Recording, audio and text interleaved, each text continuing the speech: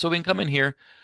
So we have a couple different tables down below that will show. So one is actionable alerts, and we'll give a little histogram to show actionable alerts over time. So actionable alerts are alerts that are going to be sent to you via email or going to go to your SIM, whatever external integration you have.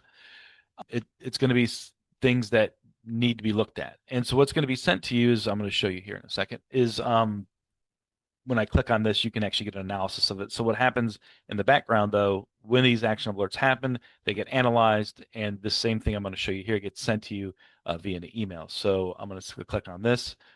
This goes out to our AI. It's going to ask our AI to analyze the information from this alert, and you're going to see a real-time analysis. Now, this will be a little bit different than what you got in the email because this is doing it in real time. So it's asking our AI to basically reanalyze that in real time, but it'll be very, very similar.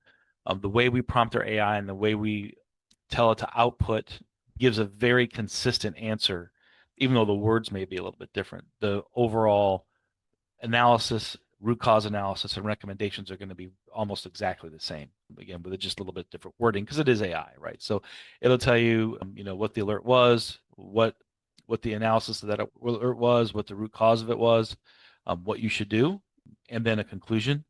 At the very bottom, it will give you a full log of what it is. You can escalate this to our SOC. If you subscribe to that service, you can click on a button like this.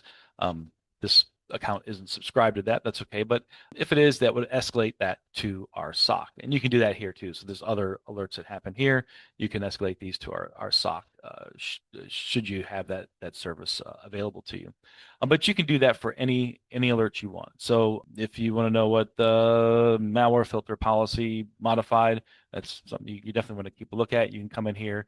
Again, it'll tell you that this fake employee, again, this is demo data, so none of this data is actually real.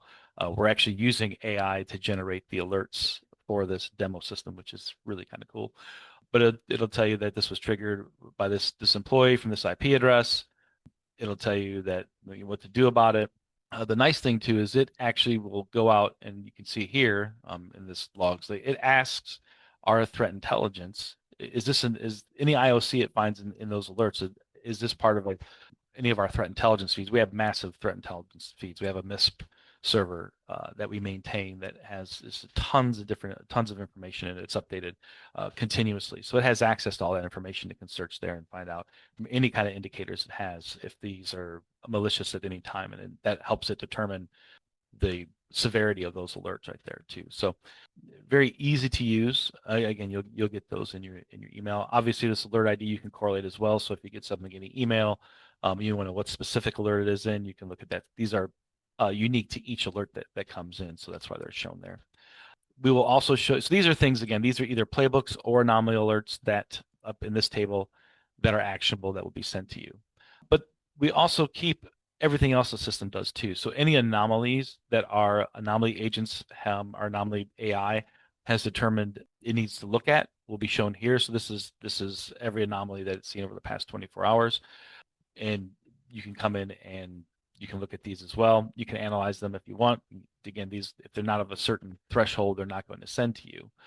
But you can come in and see what those anomalies and what they look like in the system as well. You can come down here and see playbook alerts. So these are all the different traditional logic alerts that have happened.